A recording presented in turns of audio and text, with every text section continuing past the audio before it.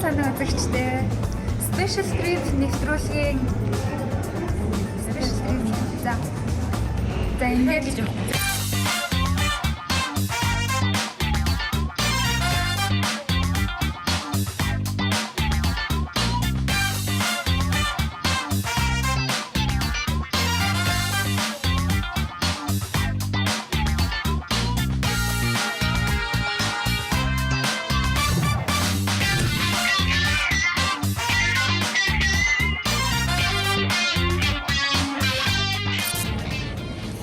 сайн цаана үзэгчтэй. За Special зурвал нэвтрүүлгийн маань нэгэн шинэ дугаар хэлж байна. Энэ дугаарын онцлог нь бол Special Street гэдэг нэртэй байгаа. За уянгаад бит хоёр Чингис хаан олон улсын нисэх буудлын дээр яваад ирсэн байна. За яг одоо шөнийн 2 цаг болж байна. Тэгээ 2 цаг 7 минут болж байна. За бит хоёр тун удахгүй яг цагийн дараа Турк улсыг зорих болно. Тэгээд Турк улсын 6 хотод бит хоёр аялна. За тэгээд та бүхэндээ аяллаа бас өрөх болно. Тэгээд Special Trip нэвтрүүлгийг та бүхэндээ бас бит хоёр өөрсдийнхөө одоо хичээн зүтгэлээр тэ өөрсдийнхөө одоо уцаар яг бичиж байгаа шүү. Тэгээд та бүхэн бит хоёрын аялалтай хамт байгаарай. Бит хоёртаас хамт байгаарай.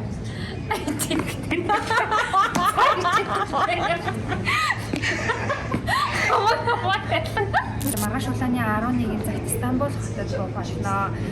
Тэгээд манай аялалтай хамт байгаарай үзэгчтэй. Бит хоёр сонирхолтой олон зүйлсийг үзэж болно. За ингээ онгоцондоо сая. Баярлалаа.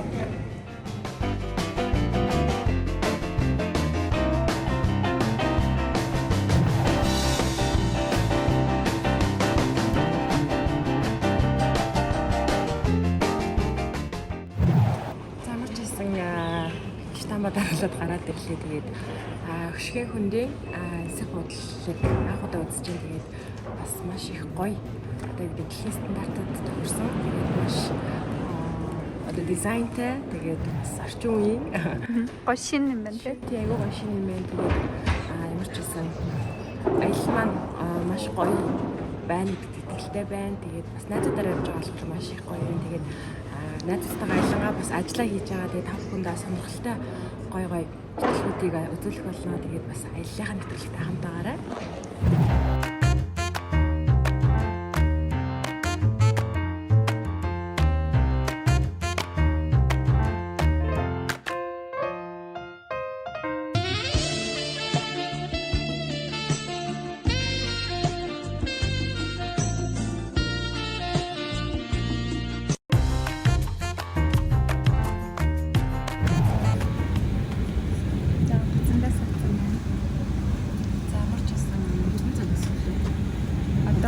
Өнгөрч байна. Тэгэхээр 8:20 байна. Шигэнтэй.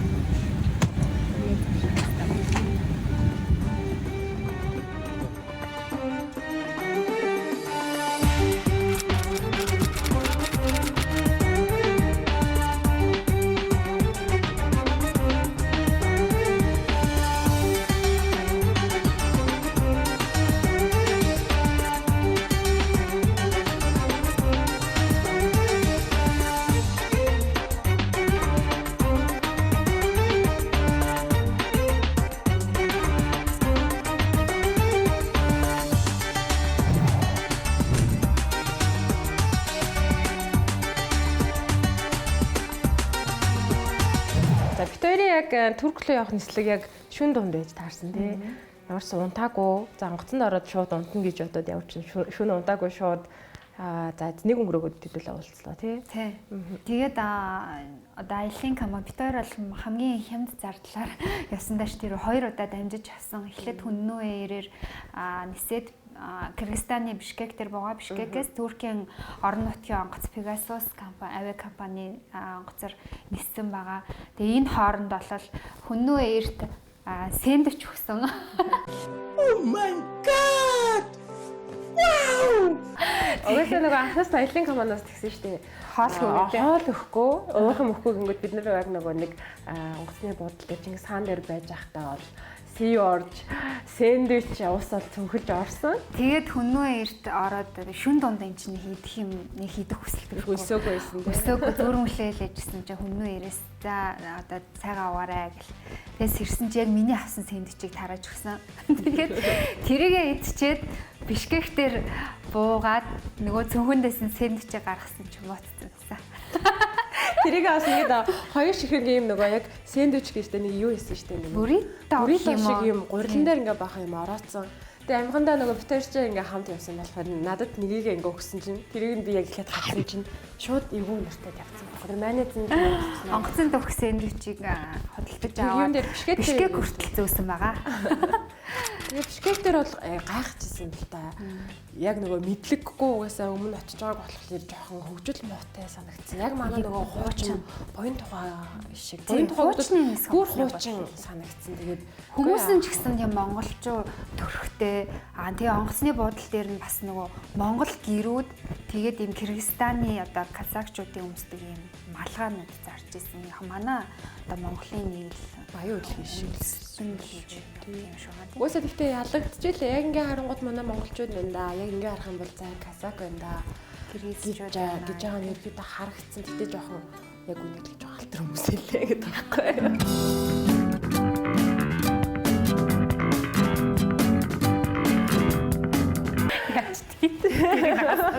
За тэгээ Pegasus-та суусан. За мэдээж бол Турк улсын бол нэг авиа компанисан.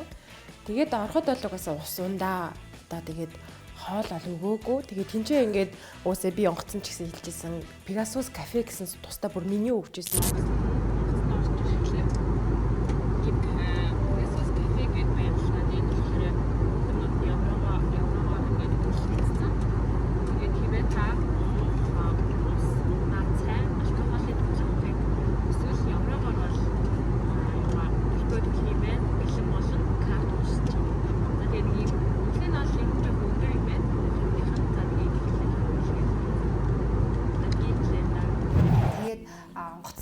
Одоо суудал нь хоошоогоо болдоггүй. Тийм, ер нь жоо хатуу байсан. Бишкекээс Турк хүртэл нэлээд одоо хэцүүл нисэн дээ. Ер нь Туркийг шууд нислээ. Дээрээс нь онгоцны үйлчлэгч нар нь ерөөсөө бид нарыг маска бити аав гэд баян. Ингээ зүрх холгондоо л маска бити маска доошлуулъя. За тэгээ нэг иймэрхүү адал явдалтай жоохон хэцүүхэн нисний эцэс. За бид нэр бол мэдээж одоо хүсэж хүлээсэн Стамбул хотныхоо аэропорт дээр бол очисон байгаа.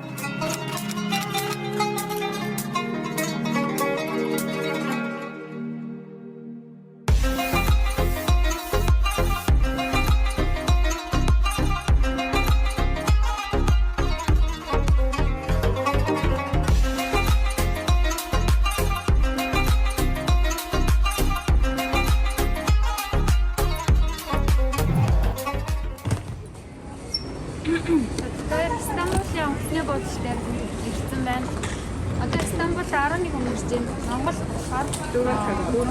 5 цагийн зөрүүтэй явдаг. Ямар ч байсан 9 цаг хийснээр хоёр зорьсон газар болох Турк Стамбул хотод ирсэн байл. Яг одоо яг цагаар гарсан. Тэгээд үргэлжлүүлээд аяллаа гарна. Тэгээд хамтдаа нэвтрүүлэгтэй хамтаагаарай. Баяртай.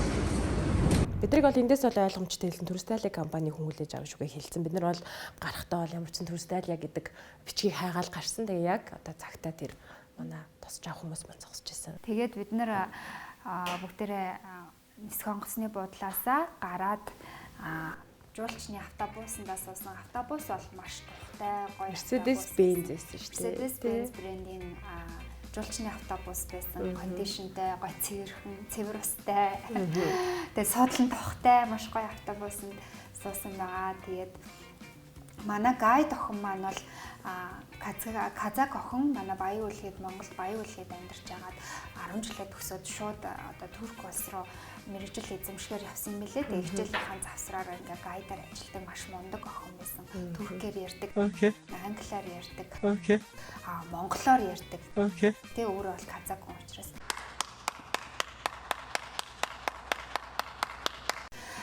Турк гайд маань болохоор мэргэжлийн гайд хийгээд 20 жил болсон юм туршлагатай хоёр залуу эрэгтэй эмэгтэй хоёр залуу хүн биднэрт одоо аяллаа айгу маш гоё мэдээллүүдийг өгч гоё айлуулсан байгаа. Тэгэхээр бол тэр охиныг маань Асли гэдэг байсан 21 настай. Асэл. Ер нь бол Facebook нь бол Асли юм бэлээ. Тэгээ бид нарыг бол нэг ингээ групп болгоод айгу гоё авч явсан. Тэгээд бас манай автобусны жолооч гээд бас яг турк ах байсан. Тэгээ өөрсдийн гэсэн юм автобус одоо юу гэдэг аяллахаа одоо яг автобусны жолооч юу гэдэг юм бас тустай юм цам цамцтай юм лээ. За тэгээд тийм цамцтай байсан. За тэгээд тэр Баяуулгийн одоо Казак охин маань Багангийн багш гэдэг мэргэжлэр бол Турк улсад бол сурж байгаа. Тэгээд хажуугаар нь бас яг хэлдгээр бол юутай гайд хийж авдаг, орчуулга хийдэг. Манай монголчуудыг одоо монгол жуулчдад үйлчлэх юм байлээ. За бид нар тэгээ ямар ч гэсэн автобусандаа суугаад хамгийн их нь бүх ачаад ишээ автобусандаа хийжээд сууж яваад Истанбул хотын Туркийн амттны дэлгүүрт очсон байгаа. Нэлээд том дэлгүүрээс ороод бүр гайхширмаар нүд гэлбэм өнгөнгийн чихэр Султан базар гэдэг нэртэй шүү дээ. Султан базар гэдэг нэртэй цай чихэр байсан. Тэгэл бид нарыг ороод бүр дайлал баруун салгаагүй дайлал бүх төрлийн чихэрнээс нь амс гээл цай өгвөл бид хэд жоохон ядарч цангасныг ч л гоё чихэр идэл авир сэргсэн гоё амттай байсан тий. Тэгээд маш үнэтэй. Чихрийн хажуугаар бол маш гоё өнгийн одоо бүр ягаан ногоон шар өнгийн гоё цайнууд байсан. Тэгээд цайнуудыг бол бид нарыг орж ирэхэд бол дайлаад бол тэр цайг одоо уусан бол яг шууд авмаар байсан. Тэгээ бид нар нөгөө мэдхгүй, үнийг мэдхгүй. Тэгээ дээрэс нь нөгөө манай аяллаа групп бол одоо энэ худалдаа авалтан дээр нэлээ их одоо хямдрал үзүүлэн шүү. Гэхээр за яста хямдрал үзүүлэх юм чинь гайгүй болов гээл. Яста баг өнгийн цайнаас нь 100 грамаар наваад уянгаа хүртэл намайг дуудаал энэ миний найзтай детокс цай байна. Хамсаад үзэн гээл. Би чинь тэнд очсон детокс цай маяг нууцсан байж агаад нэлээ их цай, нэлээ гэж тань 3 ширхэг 100 грамм 300 грамм цай авсан чинь Монгол мөнгөөр $100 болсон. Монгол мөнгөөр 300 эдэн. Тийм. Тэгээд за яах юм бэ? Хэдүүлээ дөнгөж эхэлж байгаа юм чинь. Инээгээд баярлаа. Энэсээ тэгж заахгүй. За юу яая.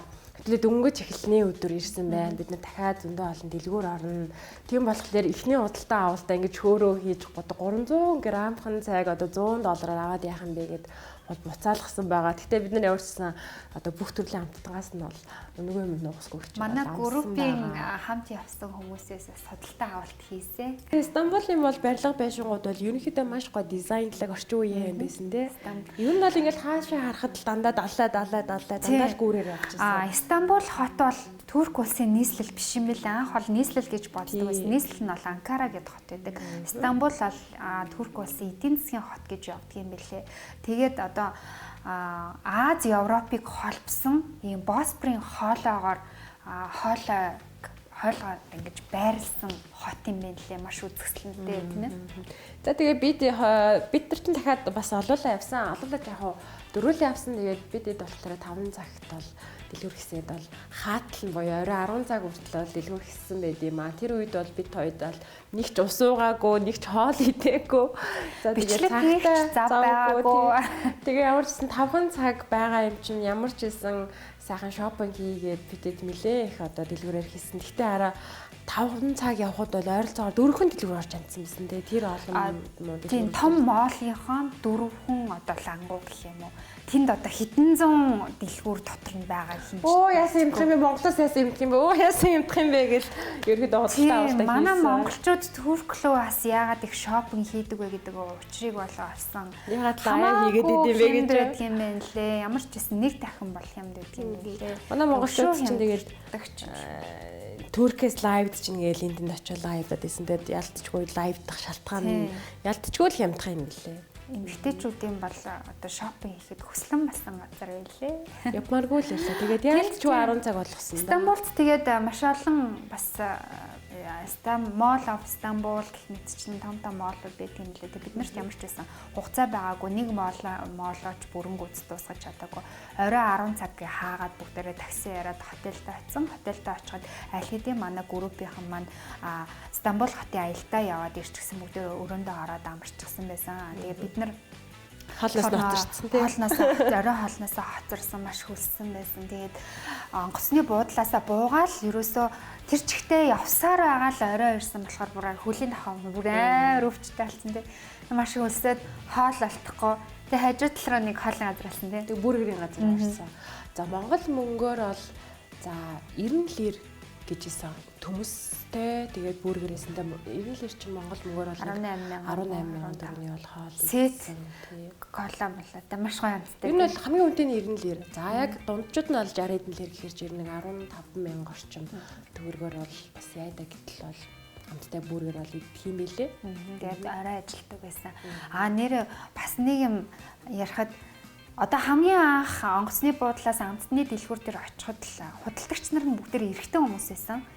Тэгээд дараа нь бид нар моол очсон. Моолд очиход моолын худалдагч нар бас ихэнх нь эрэгтэй, ганц хоёрхон зөвхөн л эмэгтэй худалдагч байсан. За дахиад моолоос зочид буудалтаа ирээд зочид буудлын хажууд тохиолцоо бүргэрийн газар очиход бүргэрийн зөөгч, тогооч бүгд бас эрэгтэй хүмүүс байсан. Туркид эрэгтэйчүүд нь их одоо ажил хийж эмэгтэйчүүд нь гэртээ хүүхдээ өсгөх ажлыг. Би тэгтээ яагаад тийм гэдгийг бас асуусан чи юм гэж штэ 13 эрэгтэйд нэг эмэгтэй ногцдог гэж. Тэгэхээр бүр асар их байгаа. Тэгэхээр Турк гэдэг юм лээ. Таалагдсан. Тийм тэгээд хоолны хувьд бас хоолны газар орох болгонд ширээн дээр нь маш их амтлагч хэрэгэлдэг хүмүүс элэ. Бүх төрлийн одоо за давс перц, тэгэл халуун перц, халуун чинжүү өөр юу ч байгаа. Одоо маш их амтлагч хэрэгэлдэг хүмүүс санагдсан. Тэгээ бүрээр өссөн байсан. Бүрээр дээр баг шүний 12 цаг бүрээр ирсэн гэж бодлоо. Тэгээ бүрээр маш амттай байсан тийм. Тэгээд ороод бит хоёр нам унтсан. Бид дөрөв нам унтаад маш их ядарсан байсан. Тэгээ маргааш өглөө 7 цагт Стамбул хотоос хөдлөөд Чанаккале гэдэг хот руу хөдлөх учраас би тэгэхэд 12 гэж яхад унтаад өглөө 7 цагт сэрсэн байгаа.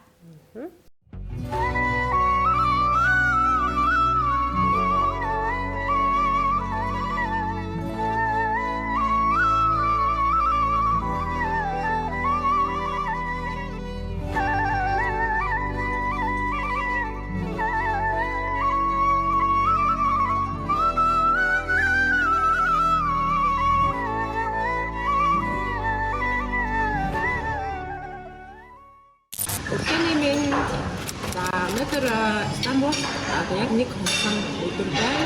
Өглөө 8 өглөө.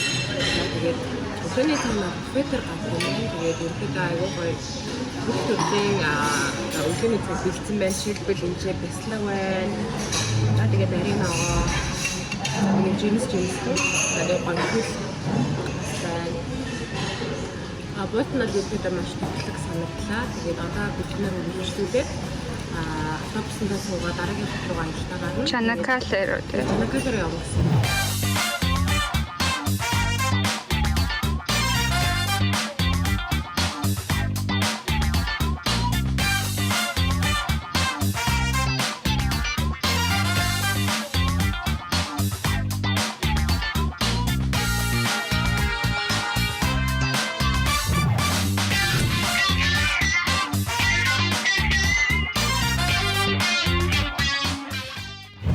Маргааш өглөө нь болоод 2 дахь өдөр болсон. 2 дахь өдөр болоод өглөө хасаад бигээд очоо бараагаар баглаад буцаад Чанаккале хотын зөв рүү явсан байгаа. За Стамбул хотын хувьд зам нь нэг тийм нарийнхан юм уу гудамжнууд нь маш нарийнхан санагдсан. Маш эвгүй ингээ автобустайгаа явж байгаа ингээ цонхоор харахаар л баг ингээ үүдэн дээр худалдаа яг цонхны доор ингээ худалдаа хийж. Айгүй эвгүй те. Ингээд замтайгаа бүр нэлээд ойрхон байдаг. Манай ч ингээ нэлээд хайс хаашлага байдаг бол замынхаа хажууд байдаг хүмүүс л нарийнхан. Тэгээд Стамбул ч өөрөө бас яг тийм нарийнхан гудамжтайгаас гадна маш их төгжирдээ юм билээ. Улаанбаатар маань л төгжрээ тэгээд идэг. Стамбул ч бас яг төгжирдээ юм байлээ. Тэгээд бидэд бол яг сайн амарлаа гэдээ ярьж байхад бол яг Стамбулд бол нэг л хонсон. Тэгээд ямар ч сан Чанаккале руу ирсэндээ Чанаккале нь болохоор далайн одоо бомбд дээрх одоо жижигхэн одоо юу гэмдээ байгууллага тосхон гэх юм одоо юу гэдэг. Тэгээд бид нар Стамбулаас Чанаккале хүртэлх явж явах замдаа одоо Стамбул хотын 1400-аад онд худалдаа эрхэлжсэн том захын хажуугаар өнгөрсөн тэр захаар бол жилд одоо 90 сая жуулчин ирдэг гэсэн тооцоо байдаг юм байлээ. Дээрэс нь Туркийн одоо Султан хааны цайзын хажуугаар өнгөрсөн байгаа. Тийш орж үзээгүй ч гэсэн хажуугаар нь өнгөрсөн.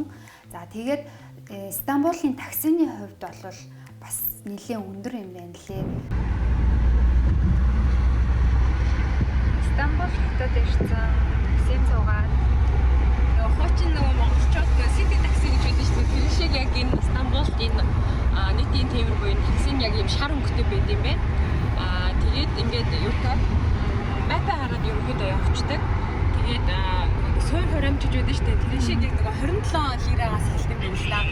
Тэгээ яг одоо бид буудлаасаа гараад дэлгүүрлээ явж байна. Тэгээ одоогоор бол 136 лир ирсэн байна. Тэгээд ерөнхийдөө бол тэр нөхөд чинь ерөнхийдөө ингэж сануулж ирсэн л та. Энэ таксины жолооч нар ер нь нөгөө зам бидэхгүй энэ жуулчдыг бол жоохон ингэж ашигладаг нөгөө мөнгө жоохон нэмдэгэ гэж одоо анхааруулж ирсэн. Тэгээд болж өгвөл Uber-ыг ашиглаарай. Uber бол маш найдвартай. Тэгээд ерөөсөө нөгөө мөнгө нэмдэггүй. Тэгээд ийм нааш уу тийм юм шүү. Шар такси цугаар бол болгоомжтой байгаарай гэж анхааруулж ирсэн. Тэгээд одоо бас өглөө гарахаас бидэхгүй л явж гайгүй болов гэж байна. Ер нь одоо километр нь 5,000 төгрөг манай Монгол мөнгөөр. Тиймэрхүү үнэтэй байсан. За тэгээд бид нэр Стамбулаас гараад Чанаккале хотын зүг рүү явсан. За Стамбул хот маань Эгийн тэнгис дээр очсон. Эгийн тэнгис чинь тэнгис нь Чанаккале хотын бонд гэсэн үг.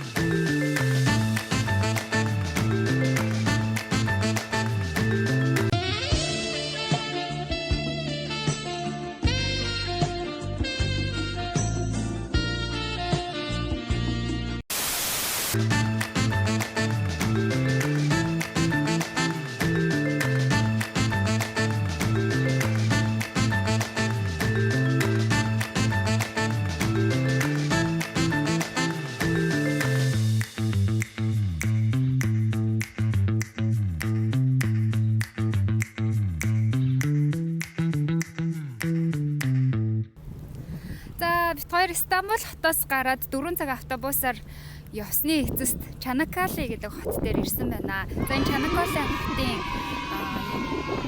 хоолой гэж явдаг юм байна. Тэгээ одоо автобустайгаа тэр харагдаж байгаа усан онгоцон сон автобустайгаа суuna гэхээр сонирн байна.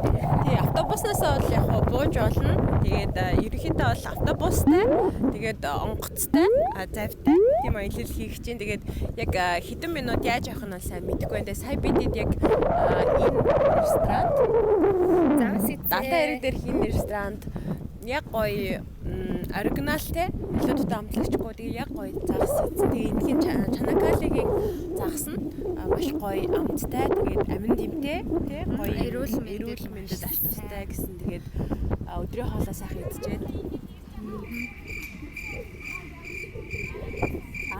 За усан онгоц маань ирж байна гинэ. Тэгээд усан онгоц ирж авах оронд бидэд бас энэ зураг авахулж амжлаа. Цаг агаараасаа маш гоё юм тийм ээ. Тий, одоо л бид нар бол тэр том автобустайгаа бол амарч исэн усан онгоцонд бол суусан. Тэгээ манай гайд маань хэлэхдээ бид нар Аз талаас Европ тал руу явна гэж хэлсэн. Тэгэхээр бол яалтчгүй усан дээгүүр далайн дээгүүр явах учраас бол бид нар нэлээд том хөлөг онгоцон сууж таарсан. Тэгээд бид нартай хамт бол бас маш олон том машинууд бол байсан. Тэгээд бидэд ямарч исэн тэнд бол нэг усан онгоцоо хүлээхэд бол 20-30 минут бол хангалттай хугацаа өгсөн. Биднэрт бол тэнд бас зураг авахулж амжсан. За тэгээ бас товчхон бас нэг ганц нэг бичлэг хийж амжсан. Бас аялагч нараас сэтгэл бас авч амжсан тийм. За манай аялагчдын маань нэг хэсэг аяллаа сэтгэлээ хуваалцааж ямар анх удаа ирж байгаа юу? За сайн байцгаана уу? Анх удаа ирж ин Туркийн хувьд. Тэгээд сэтгэл маш өндөр байна.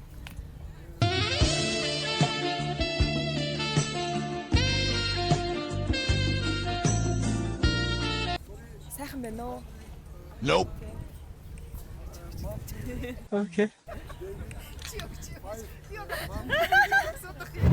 За тэгээд би тэгэд автобусаа доор усан онгоцныхаа доор хэсэгт байрлуулчаад дээшээ гараад өөрөөсөө яг тэр Стамбулын тэр бомб хэсгээс одоо Чанаккале хот хүртэл нэг 20 минут л усан онгоцоор явсан. Тэгээд тэр хугацаанд бол маш гоё яасан. Тэр гоё цэнхэр далай, тэр гоё уур амьсгал бас нэг тийм гоё салхи тий. Маш гоё мэдрэмж төрүүлж байсан. Тэгээд би тэгэд 20 минутын дараа Чанаккале хотод доошоогоо усан онгоцон дээрээ автобусандаа суугаад автобустайгаа усан онгоцноос буусан байгаа Чанаккале хот руу.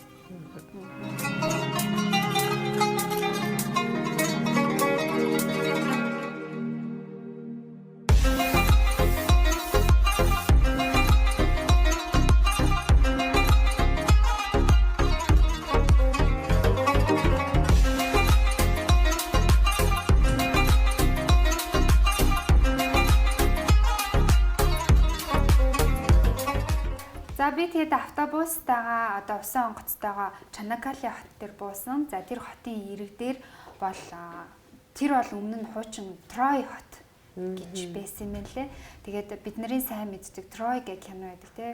Сүүлд 2004 онд одоо Брэд Питтийн тоглосон Трой гэх кино байдаг модон морьтой. Тэгээд тэр хотын одоо тэр чигтээ сүвнээр бэлэг тэмдэг бол тэр модон морь байдаг юм лээ. Тэгээд тэр модон морьны үзүрлөө шууд цаашаага явсан байгаа. За тэгээд тэнд бол Трой яг жинхэнэ тэр модон морь нь бол яг тэр хэсэгт байхгүй. Тэндээс нэлээд зайтай байдаг байсан. Тэгвэл тэр кинонд ашигласан модон морь байсан. Тэгээ яг киноны багийнхан болохоор Туркид яг зураг авалтын хийнгүүтээ тэр Трой модон морийг бол яг Турк улстай бол үлдээсэн юм байлээ. За тэгээ түүнээс хойш бол одоо тэд нар болохоор нэлээд олон зуурчдыг тэр Трой хоттой авчирч яг тэр киноны зураг авалт болсон. Тэр одоо энэ модон морийг бол их үзүүлдэг юм байлээ. Бид нэг ч гэсэн тийшээ дагуулж утсан. Би тэд ч гэсэн яг тэнд очиж Трой хотыг бол сонирхсан байгаа. Би тэгэд одоо тэр Трой модон морийг үзсний дараа шууд зочид буудалтай очсон байгаа. Зочид буудал маань бол маш гоё вивтэй байсан. Онгол одоо балконоо онгоолох орл гоё тэнгис харагдал гоё харагдал. За дараагийн хот руугаа ажил руугаа явхад бэлнэ. Билээ.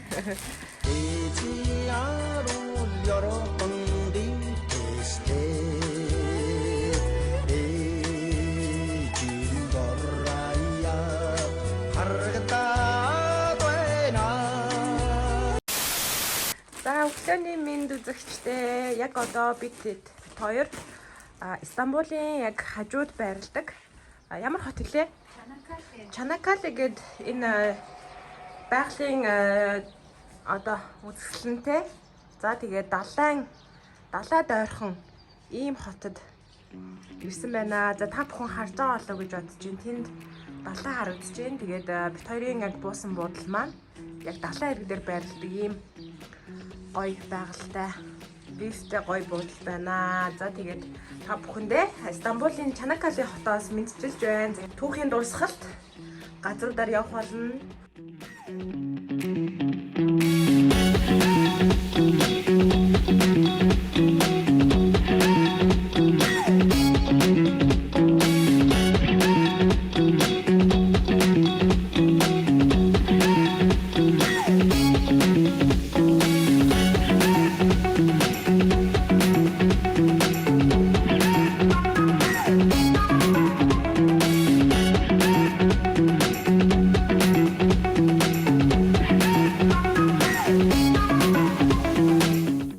Туркчин болохоор 80 сая хүн амтай. За тэгээд тий ойролцоогоор 80 сая хүн амтай. Тэгээд одоо Стамбулд нь болохоор 20 орчим сая хүн бол амьдардаг. За хүн амын ер нь 96% нь бол өдөрт заалттай 3 аяга одоо цай уудаг. Одоо цай нь бол мэдээж маш өтгөн.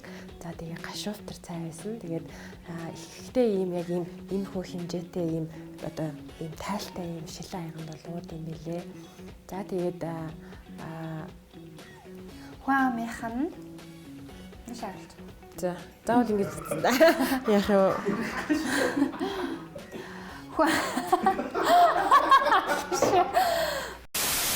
Хүн амынхан 99% нь муслим шашинтай хүмүүс байдаг Туркид. Тийм учраас бол алкогоолыг нэлийн одоо хордог гэх юм уу шашиндаа тийм хэрэглэж болдгоо юм байлээ. Супермаркетуудаар нь бүх супермаркетуудаар одоо манай Монгол бүх супермаркетуудаар алкогол зардаг бол тэнцээ тийм байдаггүй. Зөвхөн зочид буудал, ресторанд, за том дэлгүүрүүдээр том дэлгүүрээр зардаг. Тэгээ бас маш үнэтэй байдаг юм байна лээ манайхыг бодвол. За тэгээд Стамбул нь болохоор ер нь түрүү хэлдгээр Европ болон Аз гэсэн хэсэгт бол паспортын хоолоогоор бол хуваагддаг гэдэг сайн та бүхэн цаа хэлсэн. Тэгээд ихэнх одоо түүх, дурсгал, соёлын үүд нь болохоор Европ хэсэгтээ бол одоо байдаг болохоор бид нэр Аз хэсгээс бол яг тэр далаа дээгүүрээ бол яг явж Европ хэсэгт бол очсон. Газар нутгийнх нь бараг 80-90% нь Аз талтай байдаг. Үлцэн хувь нь Европ талд хамаардаг юм байна. Хаас арлын орн гэж өгдөг юм лээ шүү дээ. Баялаг түүхтэй одоо бидний сайн мэддэг грек ромын түүх бол турк улсад явагдсан байдаг гэдгийг хэлсэн.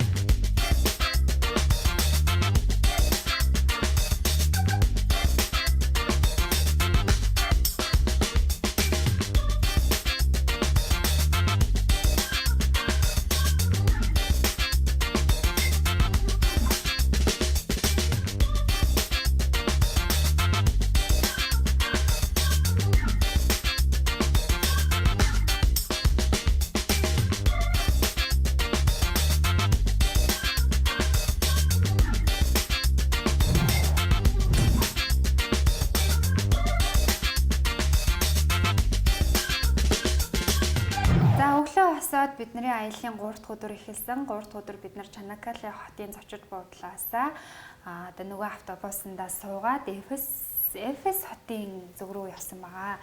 За Эфес хот бол маш их арвин түүхтэй газар байгаа.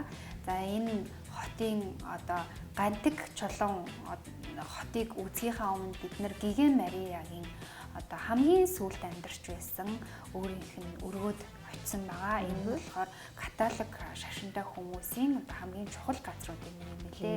Тэгээ бид нар очиод одоо Гиген Мариягийн байшин амьдарч байсан байшин гэдэг нэг тийм жижигвтер чулуун үнэтэй байшин байсан. Тэгээд ойр орчинд нь бол католик шашинтай хүмүүс ирж мөргөл үйлддэг. Тэгээ бас нэг жижиг лаас нэлээд нөгөө хүслээ шивнээд одоо дэлээ манайхаар одоо зуул өргөн гэдэг шиг яг жижигхэн юм хуруу хэртэй жижигхэн лаанууд одоо яг хасааж тэндээ залбирдсан юм байлээ. Тэгээд мэдээж бол онгон Мария их гэж ярьдсан юм байлээ. Иесус Христийг бол төрүүлсэн гэж бол үздэг юм байлээ. Би өөрөө яг нөгөө нэг католик христийн шашинтай биш болохоор яг энэ нарийн түүхийг бол би яг сайн 100% бол сайн мэдэхгүй байна. Гэхдээ бидний хоцсон яг тэр ариун Марияхийн гэр гэж ярьж байгаа болохоор яг одоо өхөн өгтлээ яг тэр газраа залбирсаар агаад бол өнгөрсөн юм байлээ. Тэгээд яг тэр газар нь бол яг өөрөө бол одоо яг нас бараагүй тэр хавьд аль нэг газар гэж байгаа яг одоо хүртэл тэр шатлыг нь бол олоогүй мөлий. Тэр одоо яг залбиржсэн газар буюу одоо Эфес хотын яг тэр хавьд ойролцоох нэг газарт бол яг нас барсан гэж бол үздэг юм лээ. Бош нь олдоогүй гэж байна. Тийм зүгээр бошийн тэр хавьд тавьсан байхгүй юу? Тэгтээ оногоо олдоогүй. Нас барсан тэнцэнэ нас барсан бошийн тэр хавьд оршуулсан. Гэтэ хаана гэдэг нь тодорхойгүй. Тэг би сая юу гэж хэлсэн? Чи болохоор хааны газар явж байгаа өгцөн юм шиг ярьчлаа. Тэгсэн юм уу?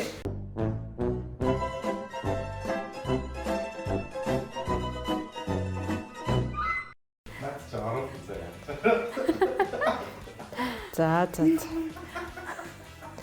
За аялал маань амжилттай үргэлжилж байна. За Туркид ирээд яг 3 дахь өдөр болж байна. Тэгээд бидэд ариун Мария эхийн сүм дээр яг орох чинь тэгээ энд бас хамаагүй маск зөөж ордог юм. Чанга дуурж болохгүй яа гэхэд дотор нь мөргөл хийж байгаа. Тэгээд одоо бид нэр масктай хийшээ ордог гэж байна. Тэгээд харж байгаа ах та бүхэн зураг болон бичлэг хийж авах болохгүй юм байна. Тэгэхээр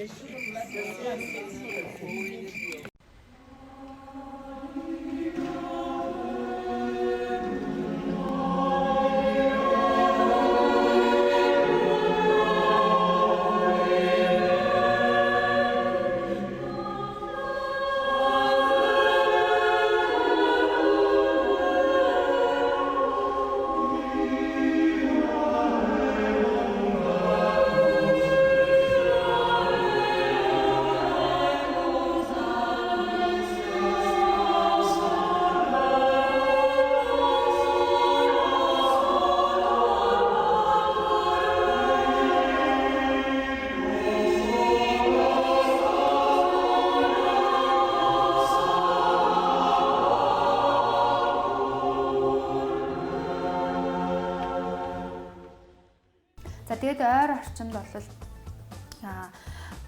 Мариягийн одоо хүслээр шивнээд бичээд үлддэг хан байсан. Бас Гигэ Мариягийн аршаан байсан. Тэр хэрэг аршаанаас уух юм бол одоо өвчин зовлон эдгэрдэгэ гэсэн тийм дом байдгийн үлдээд битгой хамарчсан гэсэн намсан. Тэгээд католик шашинтай биш ч гэсэн хүслээр шивнээд өлгсөн байгаа. Аршааныг нь уулаа тэгээд энэ бол өвчин эмгэг идэгдэг. Ариун аршаан гэж хэлсэн. Нүр амаа угаад юм байна. Одоо энэ жаалцаар хүслийн чагсаалт гэдэг юм байна. Тэгээд If you don't have paper, use your mask. Хүслээр бичээд тийшээ уулсан.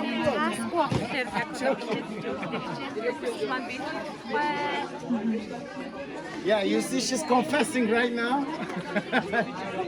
Бас нөгөө нэг гэтээ тэнд хөвчлэн нөгөө танда маск хүлгцэн байсан л да. Бидэд нөгөө мэдэхгүй юм чинь тэгээд яг гардуур байсан салфеткэн дээрээ хүслээ бичээд за тэгээд ямарс маскандаа хийгээл хороцсон. Тэг ямар ч гэсэн хүсэл маань биелэх болоо гэж бодож байна. Тэгээд бидэд хоорондоо ингэж ярьсан л да. За яг тэр хүсэл маань хэрвээ биелвэл дахиж заавал тэр газар очиж дахиж өөр хүсэл шивнэ гэж бид нар хоорондоо ярилцсан байгаа. Тэгэхээр хүсэл маань одоо биелсэн. Тийм Мария эхийн одоо тэр байжсэн байшин сүм рүү очих юм бол заавалчгүй бал цаас авч яваарэ гэж зөвлөмөр байна.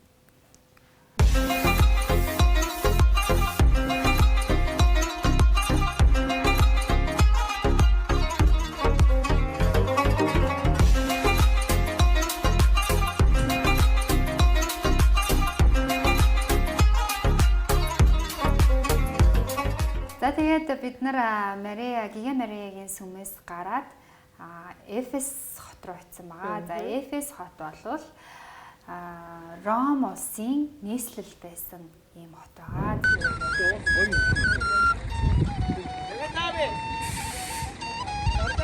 Handmade. Эфес хот нь одоо тийм гантик чулуун хот илээ. Бүх зүйл нь ганцаар хийсэн шалан гантик. За тэр бол ингээд маш үзээд их баршгүй маш 2 цаг явсан ш бид нар ч юм уу. Тийм гантик чулуу байсан. Bu soruda ben de size. Ингээд зурагчд байна. Üçün. Nasıl bir adamdan sonra ben de bu adam soruyordu şimdi ben sordum ya bana. Зурга ахуул гэж шалаад идэг гинэ бити нөөрөө өөрөө гэд манай хөтөч маань тэгж хэлсэн. За энд ингээд эртний хотынх нь ингээд суур балгасан үлдсэн байна. Ихэнх нь германчууд хулгайлсан гэж ярьдсан байлээ. Тэгээ германых нь яг музейд нь их одоо нэг хэсэг нь бол хадгалагдсан үлдсэн гэж байна. За тэнд одоо хурлын таялан, худалдааны гудамж, номын сан, халуун усны газар, театр тэгээд одоо өөрсдийнх нь ромын нийслэлийн одоо захирагч нар амьдардаг өргөө байшингийн суур гэдэг маш олон зүйлс байсан л да. Айгу халуун өдрөөс тийм халуун өдөр.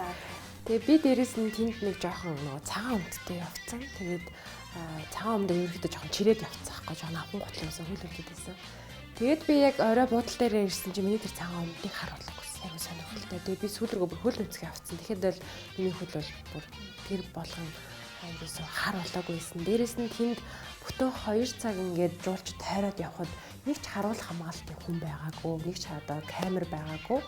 Тэр чигээр нь яг 100% одоо хүмүүст зориулсан одоо ийм жуулчны одоо тэгээ эртний түүх бас гэх юм бол газар болгож чадсан байсан. Тэгээ тэнд бол очиход бол одоо маш тайван амгалан дээр бас нэг тийм яг өөр улсад өөр одоо хотод одоо юу гэдэг өөр тийм нэг одоо атмосфер гэдэг чинь тийм орчинд орцсон юм шиг тийм сонир мэдрэмж бол надад бол авч ирсэн. Тэгээ ерөөдөө бол хүүн бол ерөөдөө их байсан тий хүмүүс ерөөдөө их байсан. За Эфес хот бол тухайн үеийн хамгийн хүчирхэг хот гэж явдаг байсан. Маш том хүчирхэг цэргүүдтэй, одоо маш их ухаантай хүмүүстэй, тэгээ худалдаа арилжааны төв болсон тийм газар байсан. Одоо бидний сайн мэддэг гладиатор гэх кино байдаг. Гладиатор кинонд гардаг одоо театр дээр суугаад гладиатор баатруудыг тултуулдаг, арслан мартай тултуулдаг. Одоо жинхэнэ яг тэр театрын болж исэн тэр театрын суурин дээр очиж үзсэн маш тийм сонирхолтой санагдчихсан. Gel bırak o arkayı bırak gel. За энэ 25 мянган хүний багтаамжтай Ромын хамгийн том театр гинэ.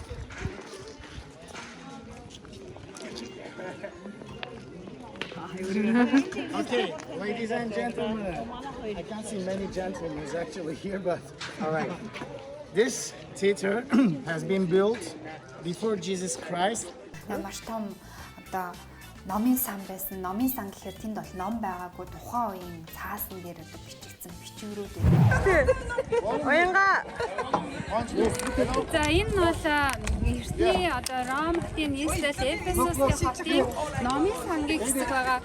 Энд мэдээж ном байдгүй байсан тухай дандаа цаасан тэгэл бүгдээрээ өөрсдөө юугаар бэхэр бичээл тийм хэсэг байсан юм байна. Одоо жуулчдын ирдэг хамгийн алдартай хамгийн их зургийн авахтай хэсэг нэ.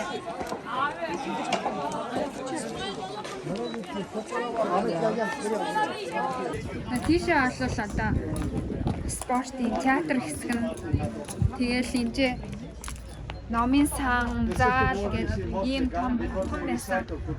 Одоо би тэгээд 2 цаг яг бүр ажиллах юм байлээ. Тэгээд энэхүү хэсэгний болов гэсэн чинь ингээд тойроод байх юм шиг байна. Тэгээд уус усаасаа нөөцлөрөө гэж хэлжээ. Тэгээд бодвол 2 цаг тэгэхээр нэлээд явахгүй юм шиг байна. Тэгээд 6000 жилийн өмнө грекчүүд амьдардаг байсан. Тэгээд далайн худалдаа хийдэг бонд байсан юм байна. тэгээд ийшээ орж үзэхийн тулд 90 лир тийм ээ. Тэр чинь Монгол мөнгөөр 10 нам. За нэг 20,000. Гэхдээ жуулчдаас 50 доллар.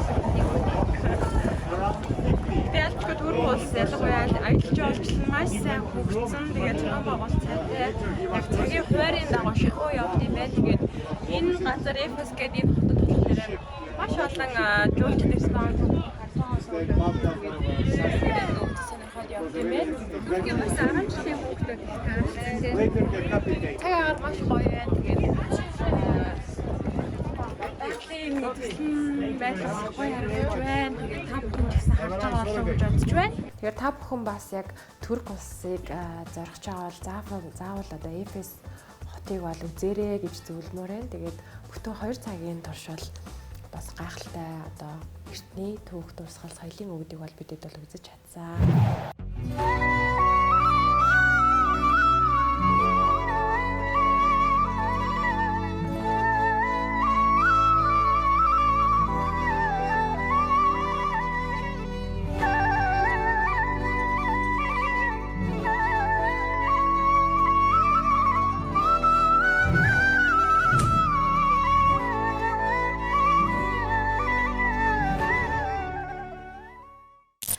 Эфес хотын дараа бид нар зочид буудалтай очисон байгаа. Зочид буудал маань одоо өмнөх буудлаасаа бүр маш гоё байсан. 5 оттой.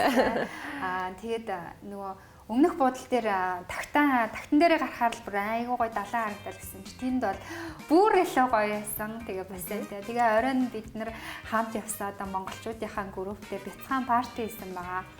Туркийн үндэсний арх Раки гэдэг архинаас амсаж үзсэн. Тэр арх маш сонирхолтой. Жоохныг хийгээд дээр нь тийм хэмжээтэй ус хийхээр цагаан өнгөтэй болж хувирдаг. Тэр архийг Туркийн нэг тусгай ургамлаар хийдэг юм лээ. Тэр ургамал нь өөрөө тэр архийг ингэж өнгийг өөрчилдөг. Тэгээ амт нь яг тийм нэг урмал шиг им шиг байсан шүү дээ. Усан им шиг амттай. Тэг би бол яг чигатуусын дэ жоохон ойролцоо юм шиг надад санагдсан. Тэгээ юу ч юм дээ нэг тийм. Тэгээ бид нарыг ууж хахад зөөгч нь бүр гайхаад та нар болгоомжтой уугаарэ яа тий.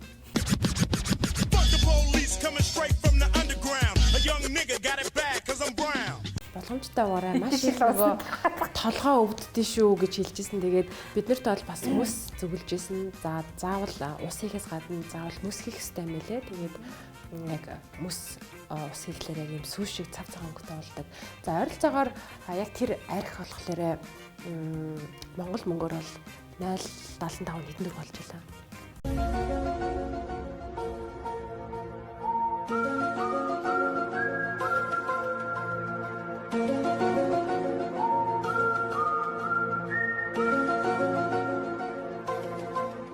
Литр нь 70-80 мянгатай болж исэн юм билээ. Ер нь алкогол нэлээд үнэтэй газар гэлээ. Үндэснийх нь арх нь хүртэл нэлээд үнэтэй. Тэгээд тэнд нөгөө үндэсний мэдээж P байх нь ойлгомжтой. Тэр нь Эфес гэдэг нэртэй байсан. За манай Улаанбаатарт Эфес гэдэг сүлжээ дэлгүүр байдаг те. Тэгэхээр тэр сүлжээ дэлгүүр маань одоо Туркийн Эфес хотын нэрээр нэрлэгдсэн гэдгийг мэдэж байсан. За бид нар бол яг тэр өдөр бол 3 дахь өдөр бол маш урт удаан аяллыг бол хийсэн. Тэгээд та бүхэн түрүүн одоо үтсэн болоо гэж бодож байна. Тэгээд бид нар бол буудалдаа ирээд буудлынхаа бассейнд ороод амраад за тэгээд маргаашийнхаа аялалд бол бэлдсэн байгаа. Тэгээд ерөөд бол их ядарсан байсан.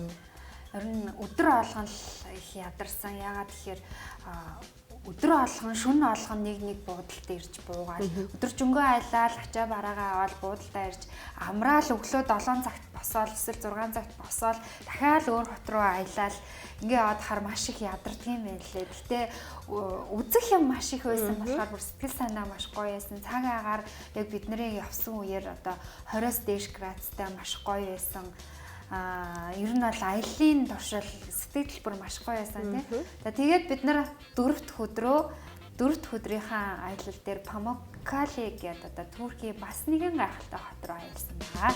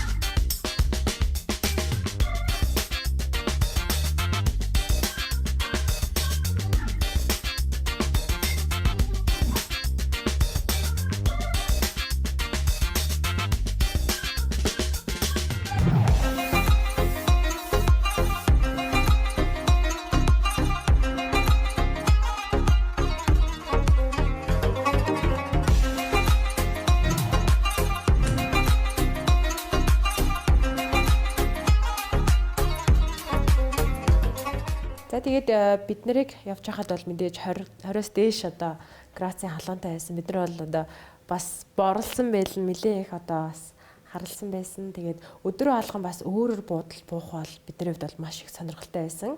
Нэг хончоол ачаа бараагаа аваад явдаг. Дахиад нэг хончоол ачаа бараагаа авдаг. Тэгээд бидний хувьд болохоор за дараагийн хотын буудал ямар байх бол гэсэн бас нэг юм бяцхан хүлээлт их үүссэн. Тэгээд бидний яг 3 дахь өдрийн буудал бол 5 одтой. Тэгээд гаднаа бол давлаа харуулсан вивтэй. За тэгээд маш цэвэрхэн бас ая тухтай гоё буудал биднийг бол буулгасан, амраасан. Тийм, Турк улс ерөнхийдөө маш цэвэрхэн газар байлээ. Тэгж аягаа санагдсан. Тэгээ уур амьсгалын хувьд ч гэсэн гоё чиглэг тийм манайх шиг тоос шороо байхгүй.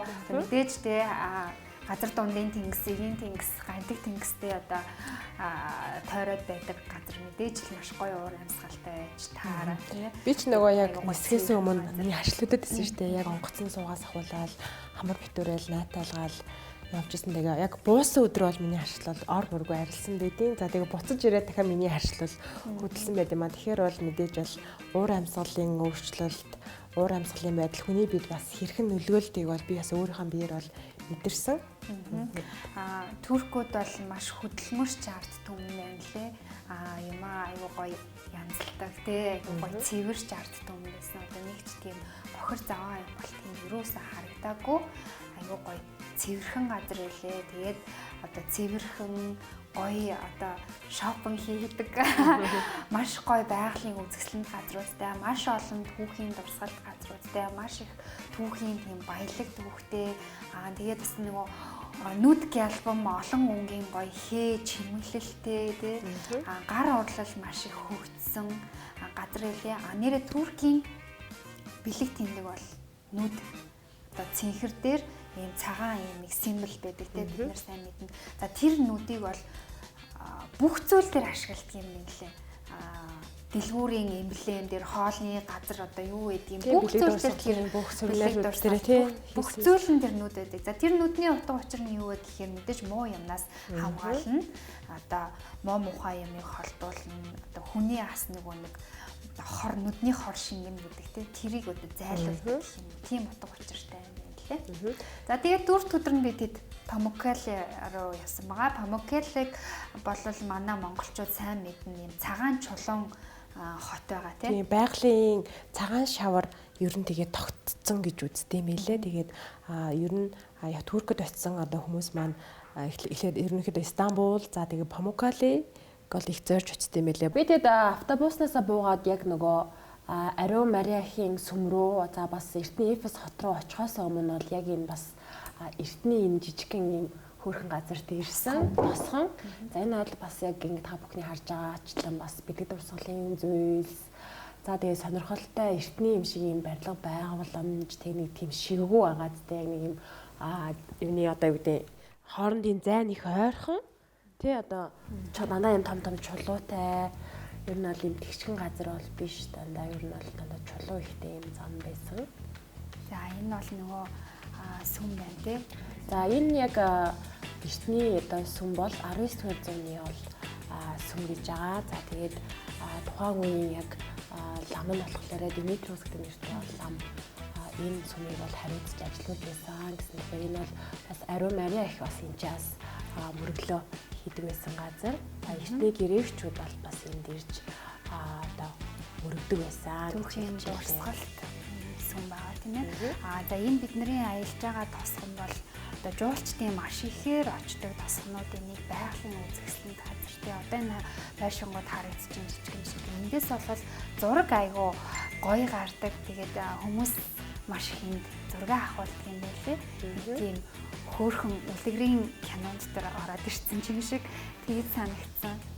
За та бүхэн бас харж байгаа ах энэ аягүй их нэг хүн зүрхэд их жижигхэн газар байгаас тэгээд хажуу талаараа дандаа ийм том чулуутай тэгээд ер нь өксөр одоо газар ихтэй тэгээд та бүхэн бас харж байгаа ах нэг тийм нэг мөрмөц нэг Google ингээд өндөр гардаг шиг тэгээд зарим байрлууд нь бол ингээ яг эртний хэрэг яг ингээд үлдсэн. За тэгээд жуулчд бол шинэ аягүй их ирдэм байлээ.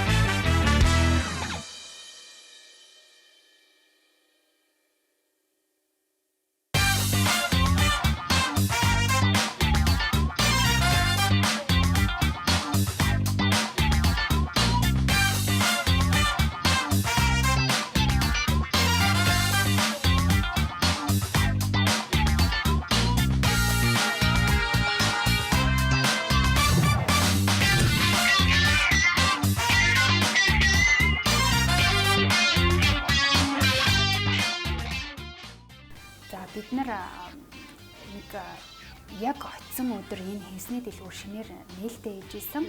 Энэ дэлгүүр нь болохоор өөрсдөө хэмжээний хевсээ үйлдвэрлэдэг юм хүр хорхойм шүлсээр хевсээ нэгтгэх юм билээ. Тэгээд маш гоё үзэсгэлэнтэй бодлонд оруулаад юм торгон утас гаргаж авдаг. Одоо яг энд ингээд нэхэд сууж байна тий. Тэгээ хевснүүд нь бол маш гоё өнгөтэй, хээтэй, тэгээ нэг тийм ялгаар торгонсог. Тэгээд маш үнэтэй доллараар яригддаг. Тэгээ бид нарт одоо ингээ гоё хевсний юм шоу үзүүлсэн, хевсээ нисгэж үзүүлсэн. Бид нар одоо манай аялын группийнхаа маань монголчууд маань бүгдээрээ тойрцоогоо тэр шоуг үзээд гоё хүтэн жүүсээр дайлуулад маш гоё ясан. За одоо бид нар энэ нэг вино хийдэг тийм дэлгүүрт ирсэн байна. Ингээд доторх нь маш гоё юм үзэсгэлэнтэй. Энэ дээр үед одоо туркууд бол усан үзэн мэдээж тариалдаг газар тариалангийн хувьд уур амьсгалын хувьд те. Тэгээд одоо энэ анх туркууд яаж виногоо ингээд үйлдвэрлэдэг нэрдэг талаарх юм үзэсгэлэн бид нарт үзүүлсэн. Дараа нь ингээд Туркийн үндэсний винонуудаа амтлуулсан байгаа. Төрөл бүрийн жимсний амттай эхлээд амсгаад маш гоё амттайс. Тэгээд дараагийнх нь ингээд амсахаар бас нэг өөрмөцөн амттай тий.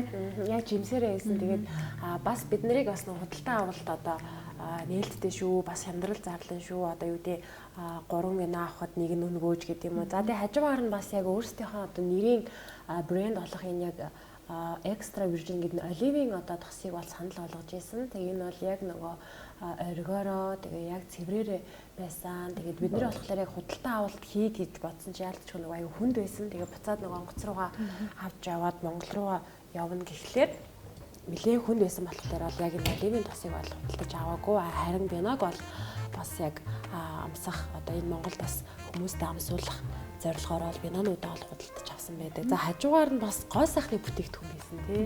Оливаар хийсэн. Тий, оливаар хийсэн. Саван, гарын тос, нүүрний тос одоо юу гэдэг. За энэ яг нөгөө биноны газар яг түрүү харсанчлан нэг тийм Египтийн одоо ертөнцид ороод ирсэн юм шиг тийм дандаа чулуугаар хийсэндээ чулууны цаана яг ийм нөгөө шаргал өнгийн одоо гэрэл тэгээ наан ийм одоо сүг зураг шиг баримлууд ингэж оруулж өгсөн бол ороход бол маш өрмөц санагдсан. Тэгээ яг энэ утасны бичлэгэн дээр бол бас яг сайн харагдахгүй байна. Ер нь бол ороход бол нэлээд тийм гоё өнгөтэй нэг тийм өөр ертөнцид ороод ирсэн юм шиг байсан. Тэгээ энэ дээр бол нэлээд тод гэрэлтэй харагдаад ах шиг байна. Тэгээ нөгөө вино амсаад энэ гэрэл гарахаар нэг тийм манаралтай байдалтай санагдсан. За тэгээд бид нар цаашаага үргэлжлүүлээд Памуккале хотыг зорьсон байгаа. Памуккале хот нь болохоор Памуккале гэдэг нь Херополис буюу ариун хотод байдаг. Ийм өвөрмөц байгалийн тогтцтой газар байгаа. Хөвөн цайз гэсэн утгатай юм лээ Памуккале гэдэг нь. За энэ газар нь Аршанаас урсах карбонатын эрдсээрээ алтартай юм байна. За Туркийн өвөр эгийн бүс нутагт жилийн ихэнх хугацаанд сэрүүн уур амьсгалтай. Тийм Мендерес голын хөндөд байрладаг ийм газар байсан. За Памуккале нь кальцаар баялаг булаг шамтнаас олон мянган жилийн турш юм хэлбэрцсэн, гялалцсан засан цагаан шохон чулууны гадаргууг хэлдэг юм байна. За уулын бэлээрээ аажуухан тийм урсах тийм аршаан ихтэй газар. Тэгээд энэ аршаанууд нь хуримтлагцаар агаад эрдэст дэнж рүү урсаж одоо доорх юм усан сангуудыг үүсгэсэн юм билээ. Энэ цагаан чулуун дээр юм одоо цэнхэр гоё юм цаанаасаа бүр юм хүний гараар бүтээгдсэн юм шиг юм усан сангууд байсан. Энэ нь болохоор аршаан юм байлээ. За 20 дугаар зууны дунд үеэс энэ газар одоо жуулчид маш ихээр ирж одоо зочид буудал засмал зам баригдаж эхэлснээрээ бол энэ байгалийн үзэсгэлэн баг зэрэг гимтээсэн гэж ярилцдаг юм байлээ. Тэгээ хотынх нь бол хамгаалахын тулд одоо маш их зөвлөлийг хийж байгаа гэжсэн. За Памуккалед нөө Клеопатрагийн халуун аршаан байдаг. Энэ аршаанд манай аялын хөтөлбөрт маань багтсан байсан учраас одоо бид нар бүгдээрээ Памуккалегийн халуун аршаанд орсон. За энэ аршаанд орсноороо мөнхийн гоо үзэсгэлэнтэй болтгоо гэж үздэг юм лээ. Одоо Клеопатра хатан энэ аршаанд байн хордог байсан нь одоо түүнийг хөгшөрсөн ч гэсэн залуугаар нь арсыг нь маш гоё харагдуулдаг, үзэсгэлэнтэй харагдуулдаг нууцна гэсэн юм түүхтэй юм лээ. За тэгээд энэ гайхалтай энэ байгалийн одоо тогтц газрыг бол мэдээж жуулчдад зориулж бас одоо үзүүлдэг. За тэгээ монголчууд ч гэсэн их очиж зураг авахулдаг. За тэгээд энд очиход бол нэлээд гайхалтай байснаас гадна бас бид нарыг бас халтрах вэ гэж их болгоомжилсан. Яагаад гэхээр ингээд доошоо урссан ийм байсан учраас одоо яг тэр дээр нь аршаан байдаг. Тэгээ устай бас ингээд ийм энэ дээр хатуу гадар дээр ус их байсан учраас одоо халтрах аюултай шүү гэж сануулж ирсэн. Тэгээд энэ дээр бол нэг ойролцоогоор нэг 30 минут бол бид нэр хэртээ саатаад за сонирхоо зураг авахуулаад тэгээд яг хажууханд нь байрладаг түрүүний хэлдгээр Клеопатрагийн одоо халуун аршаанд бидэд бүгдээрээ орсон байгаа. Тэгээд мэдээж бол бид нар бүгдээрээ орохдоо эхлээд усанд ороод тэгээд бикинигээ сольж өмсөд орсон байдаг. Тэгээд ингэж ярьдсан мэлээ Клеопатра өөрөө за би ингээд гоо сайхан болмоор байна. Ингээд мөнхийн залуу болмоор байна. Тэгээ надад нэг тийм зүйл хэрэгтэй байна гэхэд бол тухайн үеийн одоо яг доор нь ажиллаж байсан хүмүүс яг энэ халуун аршааныг олж одоо энэ хатныг бол ингэж байнга оруулдаг байсан гэсэн. Одоо ч хүртэл яг энэ аршаан одоо газраа бол Турк улсууд бол авч үлдэж за тийм мэдээж бол жуулчдын бас байнга очдог газар болгож чадсан байлээ. Мэдээж энэ аршаанд ороход хугацаатай 30 минут л болох хэвээр. 30-аас дээшээ болох юм бол одоо даралт ихсэх, хууч өвчин сэтрэх юм аюултай мэлээ. Манай бас группийн хүмүүсийн зарим хүмүүсийн бас хууч өвчин сэтрсэн, зүрхэн дэлсэн, даралсан гэсэн. Заримийнх нь нэг чихрэн сонсохгүй байна. Гэтэл яг хэсэг хугацааны дараа гайг болдог. Мэдээж хугацаанаас хэтрүүлвэл болохгүй мэлээ. За Памуккалегийн хоёр дахь гоё зүйл нь бол агаарын бөмбөлгөөр хөөрөх байсан. За агаарын бөмбөлгөөр хөөрөхдөө өглөө 5 цагт босоод яг 6 цаг гэхэд манай зочид буудлаас нэг 10 минутын л зайтай байсан. Тэгээд нэг ийм бөмбөлгөнд 15 орчим хүн суудаг юм байна лээ. За Памуккале хотын агаарын бөмбөлөг нь болохоор одоо өдөрт 40 орчим бөмбөлөг хийсдэг одоо хөөрдөг болвол Каппадоки гэдэг Туркийн хамгийн алдартай агаарын бөмбөлийн газар тэнд бол 150 орчим бөмбөлөг хийсдэг одоо арай илүү Туркийн одоо агаарын бөмбөлөг 1-р дардаг газар юм лээ. Памуккалегийн агаарын бөмбөлөг бол 2-р дардаг. Гэхдээ энэ бол ингээд дээрээс одоо хөвөн цайз, энэ гой цагаан чулуу, энэ Памуккалегийн үзэсгэлэн хот, энэ байгалыг харах бүр маш гой санагдсан. Тэгэл ингээ хөөхөд одоо онгоцон суугаал ингээ дээшээ ингээ хөөхөөр ингээ сонин даралт ихсдэг ч юм уу дотор тийм жигтэлүүрэл ингээ дотор сонин болдог бол энд юусоо тгийгөө орж суугаал ингээл харсан чи нэг мэдсэн чи бүр маш өндөрт хөөрцөн байсан бүр яг л тийм алхуурхнаар айж явах хүнд ямар ч тийм таагүй мэдрэмж төрүүлдэггүй амар гоё юм лээ. Тэгэл ингээд доошоо харахаар л жоохон эвгүй яг ингээд нэг тийм сагсан дотор тэрчээд хүүхэлдэйн кинон дэр л гардаг шүү дээ. Ингээ шаартагаа хөөрөл явдаг. Инхээр ямар байдг вэ гэсэн мэдрэмж бол яг л тултал төрдөг юм байлээ. Тэгээд одоо Туркид аялсан хамгийн гоё сэтгэл хөдлөсөн зүйлүүдийн нэг бол энэ халуун агаарын бөмбөлгөөр хөөрөх байсан. Мэдээж Туркийг зорж байгаа хүмүүс л заавалчгүй энэ хөтөлбөрт хамрагдаж үзээрэй гэж хэлнээр байна. За энэ бөмбөлөг суухад бол нэг хүний бол $160 бол төлсөн байдаг. За тэгээд одоо буугаад ирэхэд бол одоо батламж буюу сертификат бол гардуулж исэн. За мөн дээрээс нь амжилттай одоо хөөрөөд буусан ингээ шампансыг бол задлж исэн. За тэгээд дээрээс алкогол шампанс. Дээрээс харахад бол яг нөгөө нэг бидний саяны хэлдэг цагаан өнгөтэй байгалийн тогтцтой энэ газрыг бол тэр чигтэн талдан бол харж исэн. Тэгээд Хераполис буюу одоо ариун хотын буйрыг бас харах боломжтой юм байна лээ.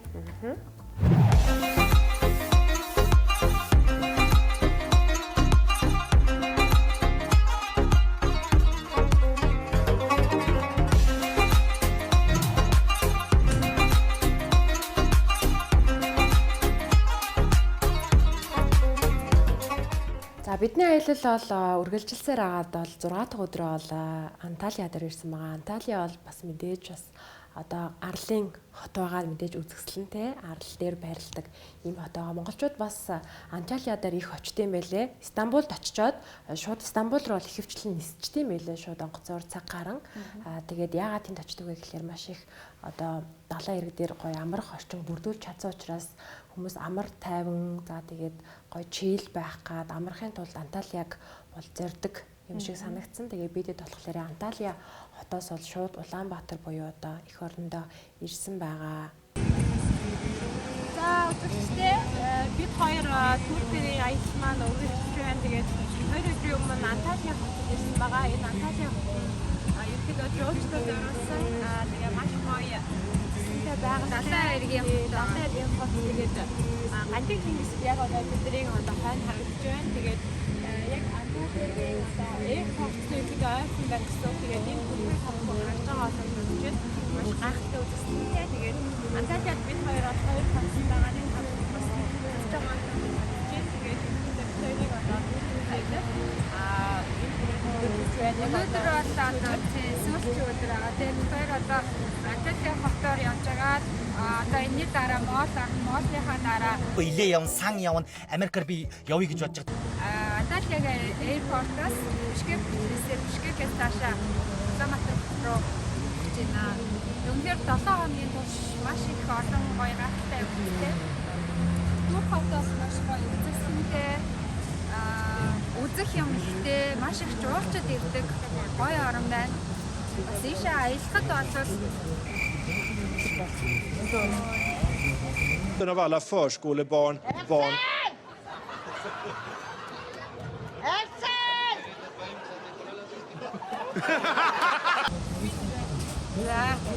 Ямар ч байсан энэ үргэлжлүүлж үзэж байгаа маань заавал ирээрэй гэж хэлмээр байна. Тэгэхээр бас боломжийн хэрэгтэй хоолны хөлбөрөөс яг Монголчуудад боломжтой санагдсан.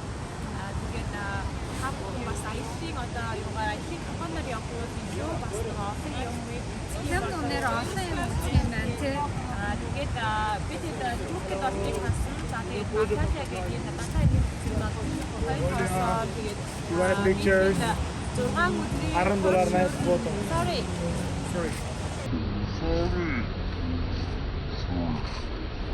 Бид хоёр 6 өдрийн туршид 6 хотод ер нь аялсан ашаалт. За Анталиагийн өмнөд хэсэг бол газар дундын тэнгис байрлаж байгаа. Маш үзэсгэлэнтэй тэнгис далай байсан. Би тэгээд Анталиа хотод очиод 2 хонсон байгаа. Анталиа хотод байх хугацаанд одоо Анталиа хотоор нь аялаад дээрээс нь одоо 2000 жилийн түүхтэй сүмийн гадаан бас очисон байгаа. Тэгээд газар дундын тэнгисээр усан онгоцны аялал хийсэн. Маш үзэсгэлэнтэй байсан. Тэгээд маш гоё хүрхрээнүүд бас үзсэн байгаа.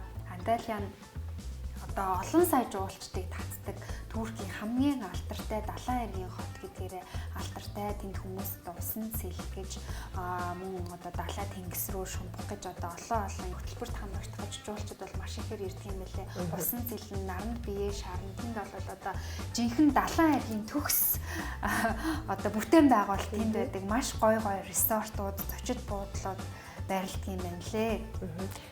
За үзэгч та бүхэндээ ямар ч байсан Турк улсын 7 өдрийн 6 хотын аяллыг бол баг сагаан бит хоёр бас ингээд үзүүлсэн байгаа. Тэгээд маш олон зүйлийг бол та бүхэндээ хэсэг хэсгээр нь бол баг багаар танилцуулсан болоо үзүүлсэн болоо гэж бодож байна.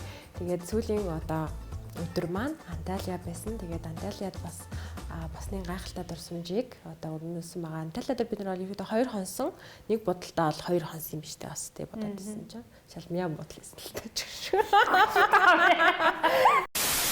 За тэгээд бидний аяллыг одоо та бүхэн бас 3 дугаарыг маань бас үзсэн. Одоо 7 хоног бүр нэг дугаар та бүхэндээ хүрчээсэн. Тэгээд бас тэсийн хадан хүлээж үзсэн та бүхэндээ маш их баярлалаа. За дээрэс нь за одоо яг энэ одоо 3 өдрийн дугаард гарсан бас хамт аялсан одоо нийт аяллаа багийнхандаа бас баярснаа илэрхийлье. За тэгээд мэдээж бидний энэ гайхалтай аяллыг бүтээж өгсөн Join Me аяллаа компани болон Турк дахь Туристалия компанийнхандаа баярлалаа.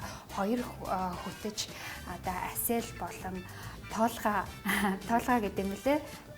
Туркээр бид нэр анх толгой гэж өөртөө Монгол нэр өгчлээ. Монгол нэр өгчлээ гэж бодсон чинь жинхнээсээ тоолгой гэдэг тийм турк нэртэй юм лээ. За 2 хөтөчтэй маш их баярлаа. Манай хамт аялсан группийн аялсан ах эгч нар маань одоо маш гоё найрсаг сайхан хүмүүс байсан. Хамтдаа маш гоё дурсамжийг бүтээсэндээ баяртай байна. Ингээд Турк улсыг зорж үзээгүй хүмүүс маань заавал очиж зорж энэ гоё үзэсгэлэнт байгаль түүхээр аялаарай гэж хэлмээр байна. Special trip нэвтрүүлэгтэй хамт исэн үзэгч та бүхэндээ баярлалаа. За тэгээд дараагийн бас special trip одоо 2 одоо удахгүй гарч магадгүй. Тэгээд та бүхэндээ бас ингээд асуултын тэмдэгтээ үлдээ. Ямар орон бэ гэдгийг та хэд маань тохоо айдаа үзээрэй. За ингээд амралтын өдрөө сайхан өнгөрүүлээрэй. Баяртай үзэгчтэй. Channel 11-тэй хамт исэн үзэгчтэй бас баярлалаа. Та бүхэндээ хамгийн сайн сайхан бүхнийг хүсье өрөөе. Баяртай.